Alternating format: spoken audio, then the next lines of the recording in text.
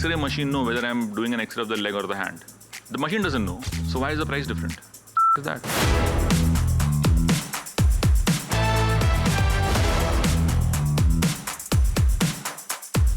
A lot of things that you are claiming that SuperHealth will do, some of the largest and most reputed hospital chains and single hospitals in India will say this is exactly what we do. I am yet to meet a customer who came back from a traditional hospital and said that, wow, I felt so transparent about the pricing, or I knew exactly what's going to happen to me. This is not the average person's experience. The average person's experience is the following. And they'll tell you, okay, the bill was, well, we told you it's 2 lakhs. Oops, we got it wrong. It's 4 lakhs now. And we are not going to let your mom go till you pay us 4 lakhs. In any other industry, that is called extortion.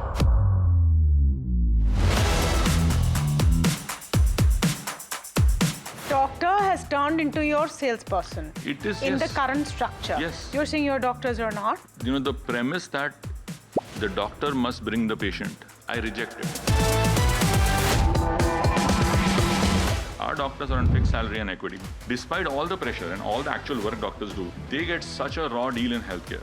Okay. If technology companies tried to pull half the stuff healthcare companies pull with doctors, they will have no engineers left on the next day. Okay, it's insane.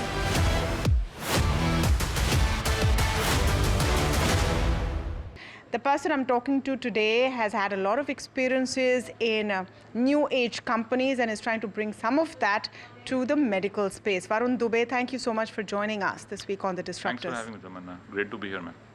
So I want to start a bit with who you are and then get to what you want to do. You've worked with Ola Electric, you've worked with Nvidia, you've worked with some of the most exciting companies in India and the world. Tell us a bit about your journey. So, professionally first. No, of course. I started being a journalist. Oh. I used to work for Digit magazine back when, and I used to actually write technology reviews and product reviews. It was like one of my most fun jobs because, I couldn't believe people would pay me to just like review stuff. I would. How long did that last? I mean, that was like a couple of years before. Then I joined Nvidia right after. Nvidia at that time was a gaming company, but I learned a lot about silicon and GPUs. They were making some of the most complicated silicon chips at that time. I was there when they launched CUDA and GPU, which has now become the whole AI stack for them, which is quite incredible. They stayed with it for 17 years. Jensen, incredible guy. Then I worked at Qualcomm. I got to Qualcomm right when India was sort of transitioning from 2G to 3G, 4G. So I spent a lot of time, understanding networks and building the whole Snapdragon brand and, working with operators and to some degree, even the government affairs folks on, how should we do the auctions and what's the right policy and what's the right harmonization of networks and technology and device strategy and so on. So my boss told me once that you have 2 goals in your life in Qualcomm. One is grow India's internet penetration and second, grow India's smartphone penetration. So we did that for about 5 years. And then I got bored, so I made a list saying that what should I do next in my life, and I had healthcare, financial services, clean energy, and education written on it, saying these are 4 important things in the country, and I should probably do something in this. I had no idea what. As luck would have it, I ended up meeting Shashank at Practo.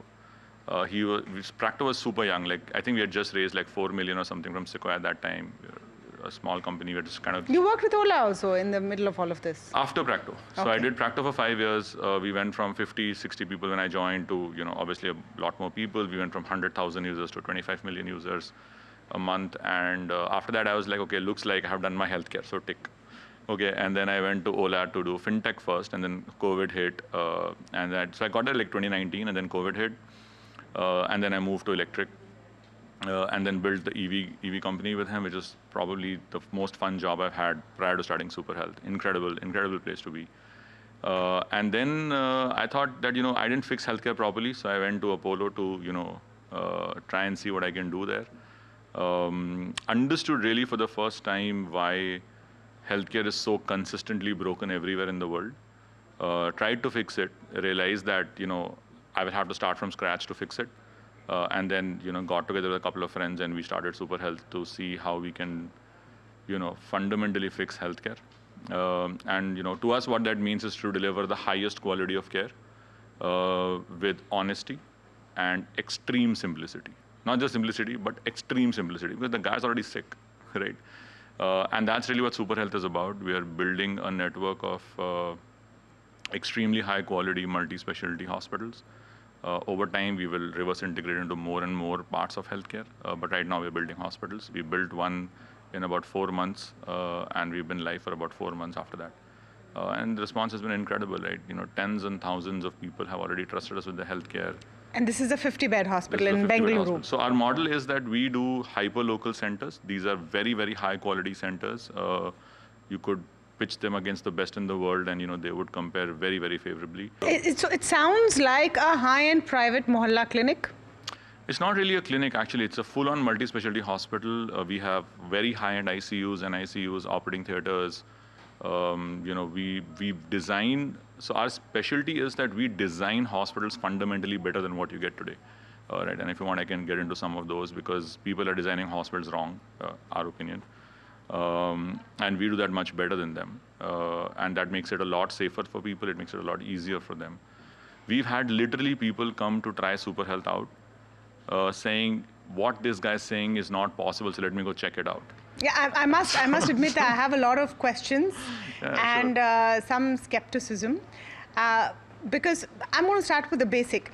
Do you have any kind of medical training, medical degree? Do any of your co-founders know anything about medicine? Because a hospital is a building unless it's filled with professionals who know how to treat you. 100%. So do I have medical training myself? No. But my co-founder, Dr. Alex, was part of the founding team at Narayana. He was the CEO at Apollo. He's himself obviously a trained radiologist.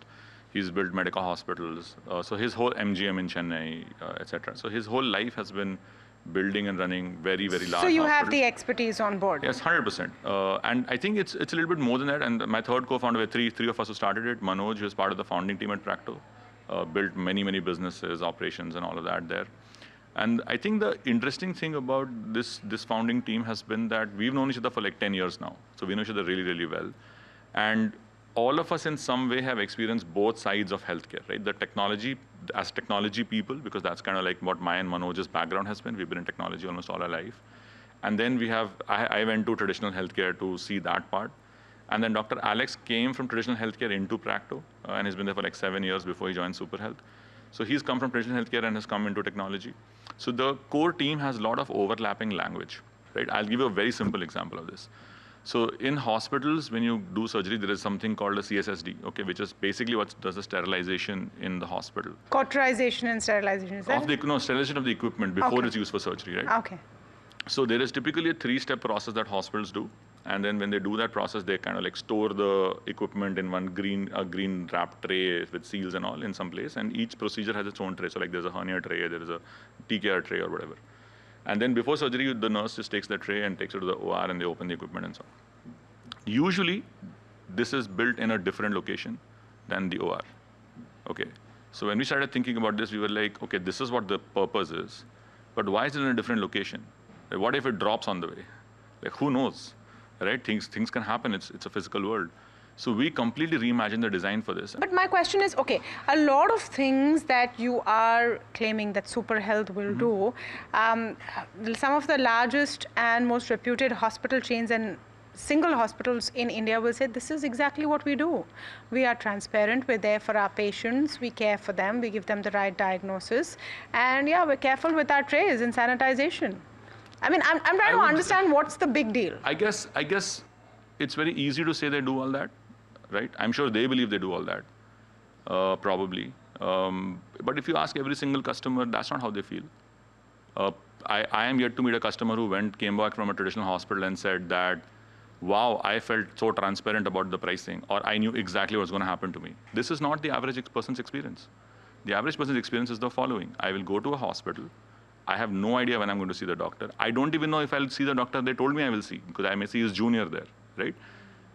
Then they will tell me this is wrong with me. I have no idea whether that is real or not, right? So I have to go and take some multiple opinions from other places just to validate, or call my aunt who's a doctor or whatever, right? And then they will tell me this is what it's going to cost, right, to fix this. Then the only certainty about that number is that it's not going to be that number. Right? So then you go in there, and your mom is in the hospital, and then they'll tell you, okay, the bill was, well, we told you it's 2 lakhs. Oops, we got it wrong. It's 4 lakhs now. And we are not going to let your mom go till you pay us 4 lakhs. In any other industry, that is called extortion, right? So I don't know who these people are who think that they're doing what we're doing. We are not doing any of this. So the average customers actually forget average. I know literal billionaires who show up at hospitals. I know them personally who have shown up at hospitals with EAs saying EA line mein lagega, right? So we are not the same, for sure, right? This is what I'm describing is the average person's experience, right? I'm not even getting into the fact that people are questioning whether the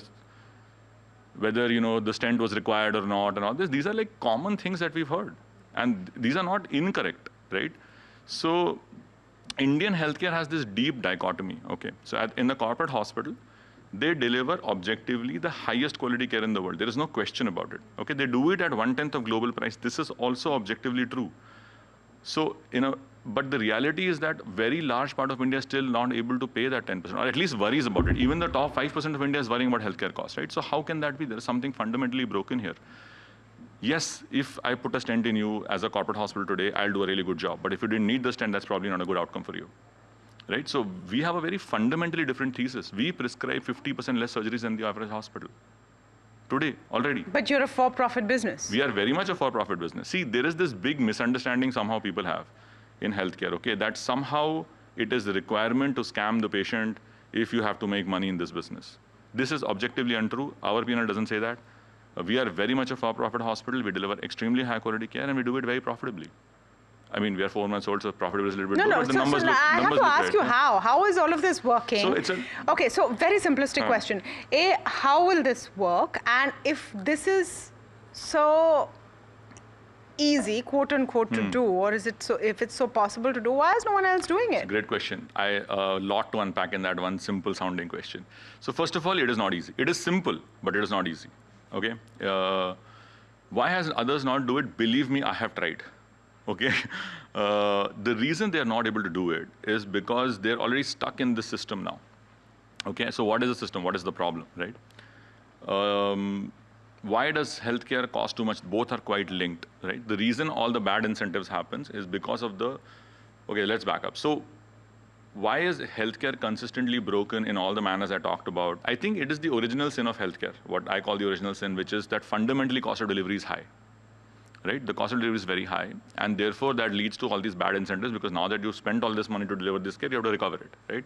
Let's look at what is the cost of delivery in healthcare, okay? There are 5 components of cost of delivery. There is land, construction, devices, medicine, and people. These are roughly the 5 costs in healthcare. I'll give you a live example. So there is a large corporate chain that bought a piece of land in Gurgaon on Golf Course Road. 800 crores they paid for it, okay? 3 acres of land in Gurgaon on Golf Course Road opposite Magnolias is available only because there is a dispute, obviously. So now for 3 years, dispute is going on in the court. After they finish the dispute, it will take them 3 years to construct the hospital. So it is now 6 years. At 800 crores, that's about 250 plus 250, 500 crores of cost of capital. So before a single brick has been built in this hospital, they have spent 1,300 crores on this. Then actual cost to build the hospital, put the machine. So let's say another 400-500 crores. So we are now at 1,800 crores for the project. Of this 1,800 crores, the first 1,300 crores has nothing to do with your healthcare, right? It has zero impact on your healthcare quality. It's just model cost, right? Because someone decided that hospital bana lete hain. No, but you're also not getting land for free. You're saying you're in every locality. Great question. So we don't buy land. We do long-term lease of the building or the land, and we do rapid construction. So like we built the first center in 4 months instead of 3 to 6 years that people take. All of these fundamentally go into the cost. So the core cost metric in hospitals is cost per bed, okay? The average corporate hospital in India makes hospitals at 2 crores a bed. For the same or better quality spec, we make it at 70 lakhs. Because we took over this first 1,300 crores of the 1,800 crores, we don't have that cost, right? And we make it for 65, 70% lesser, and we charge 50% lesser, so we actually have margin expansion, right? The second problem is what happens after that. So before the hospital launches, there is a person who's the head of that unit, right? Him and his local sales and marketing team will find all the people around the doctors who are generating some revenue for whichever hospital they're in. They will then do a commercial deal with them, saying that you come here and you bring the patients here and you do it. So now your doctor has turned into your salesperson. It is, in yes. the current structure. Yes. You're saying your doctors are not? No, absolutely not. Our doctors are on fixed salary and equity. By the way, let me also tell you one amazing thing, okay? Despite all the pressure and all the actual work doctors do, which is what makes a hospital possible, like you said, it's a building till you put a clinical team in there. they get such a raw deal in healthcare. Okay, doctors. if technology companies tried to pull half the stuff healthcare companies pull with doctors, they will have no engineers left on the next day. Okay, it's insane. So $15 billion of healthcare spend has happened in the last 5 years. Okay, if you look at market cap of hospitals, they have probably doubled or tripled in the last 10 years. How much of that money has gone to doctors? Zero. Was it even possible to do that without doctors? No. Right? So if you think, but if you look at the other side in startups, and you've covered many of them, you've had so many IPOs and exits of so many startups. How much money have engineers made? A lot. A lot of them have gone and started companies of their own. Yeah. It's been life-changing money. Yeah. How many doctors made life-changing money when buyouts of hospitals have happened with private equity? Zero. Right? So doctors are getting a really bad deal structurally and commercially. Okay? So what do? What we do is we say, okay, you're a doctor. You spend your whole life trying to be this doctor. And understand, see, when I was growing up, only the most smart people could even clear medical entrance. They're super hardworking people. At that point in time, they could have been a banker, they could have been a software engineer, they could have been a doctor. These are the three most probable private jobs you could get, right? Objectively, doctor makes the least money out of these three.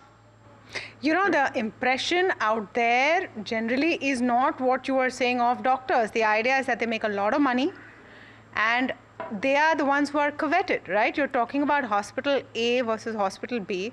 What is the differentiation? Patients come for the doctor, not necessarily just for the hospital. That is absolutely true, and therein lies the problem. It is not the doctor's job to create differentiation, right? It is the complete abdication of the hospital's responsibility to actually create differentiation, right? As an example, you know, the premise that the doctor must bring the patient, I reject it. He became a doctor because he said, I want to do some good in the world. Then so there's a sense of nobility to what they try to do. And then that nobility meets the reality of this system that they get stuck in, right? And all bad things happen. No doctor wants to keep their patient waiting. No doctor wants to do things that the hospital forces them to do under sales pressure. And you know what they say? If you see some of the podcasts of hospital people, and you know, it's very interesting to see, they will say, you know, our clinicians can sometimes get trigger happy. What does that even mean, right?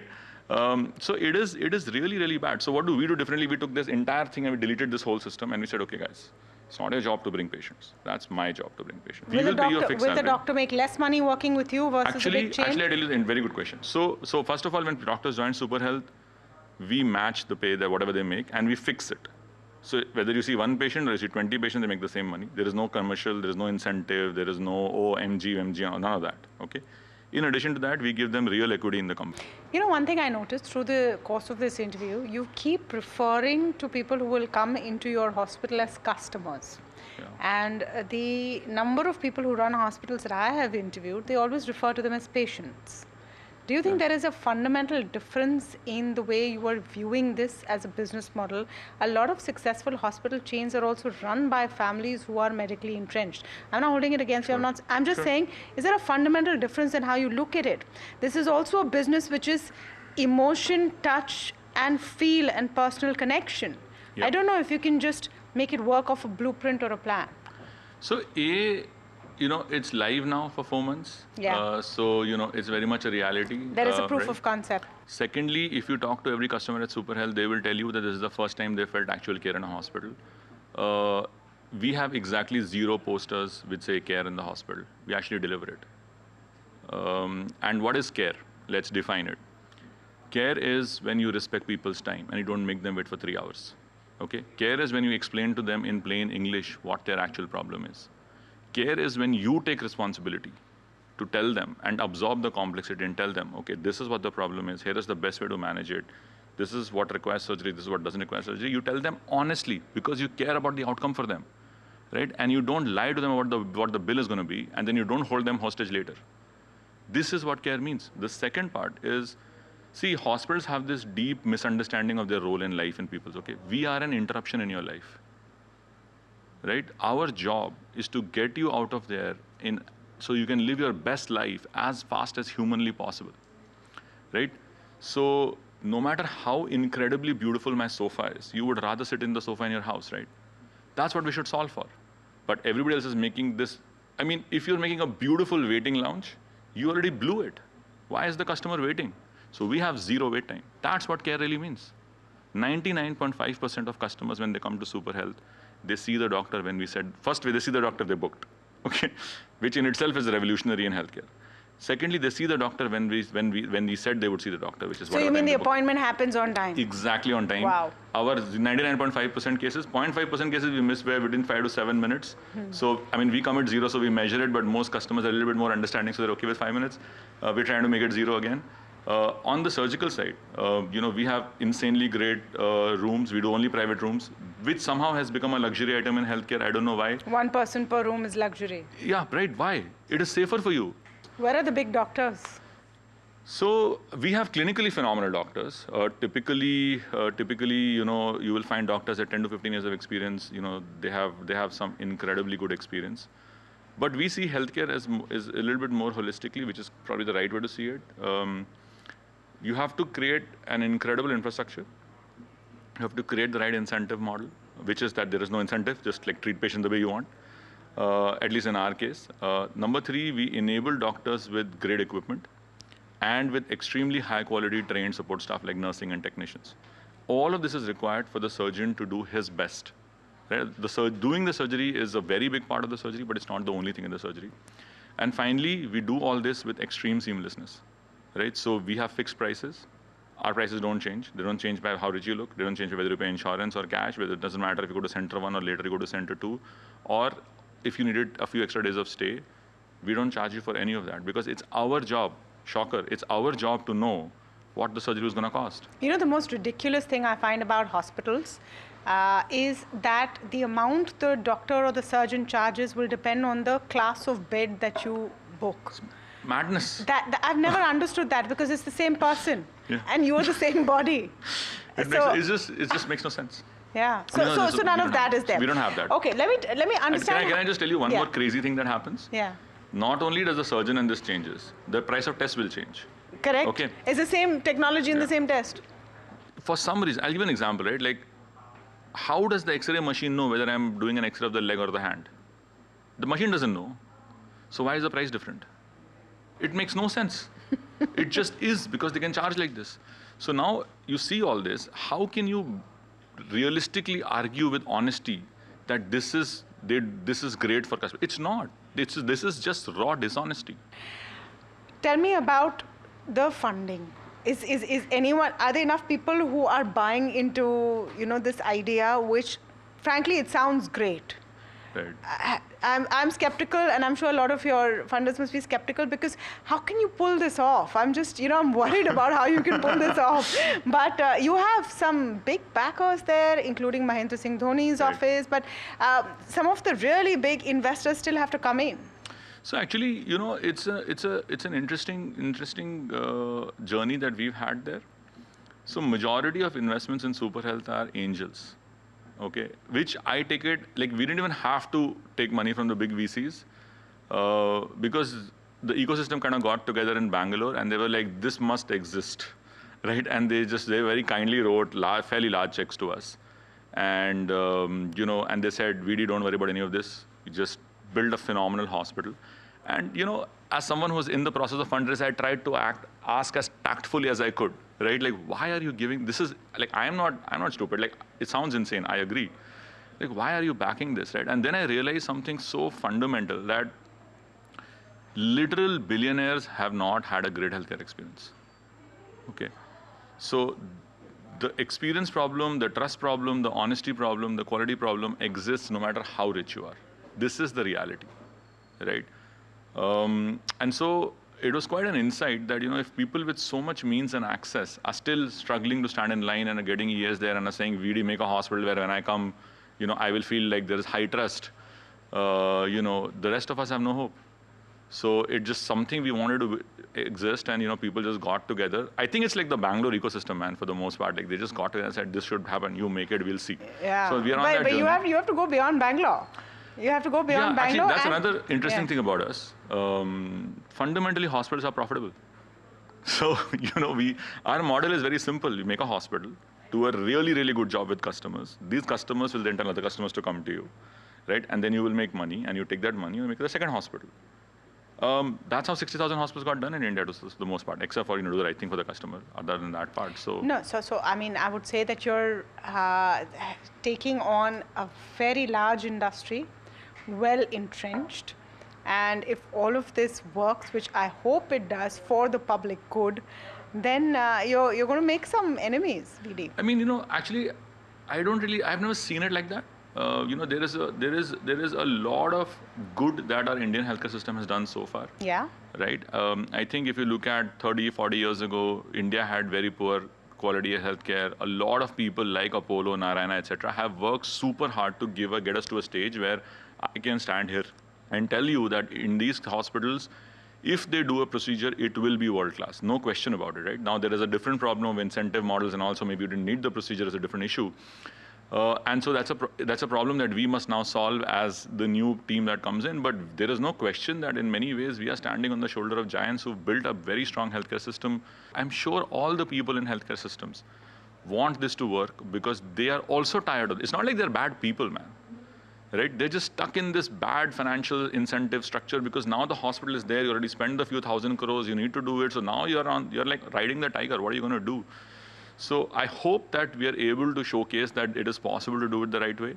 And I really hope that they copy us like crazy. We will certainly do our very best to open source everything that we've built, our operational processes, our technology, whatever. Please use it. If we can prove that there is a viable model, I'm sure the industry will move to this, and then everybody can just feel better about themselves saying that, hey, we made money, which is great, but we did doing the right thing. Yeah, at least that's how we see it. That's fantastic. I think you are a disruptor in the making. The idea is disruptive, and hopefully, and we have one hospital already, hopefully we will soon see a day where people don't have to wait. So more power to you, Varun. Best of luck. Thank you so much for saying that. Very kind of you to say that.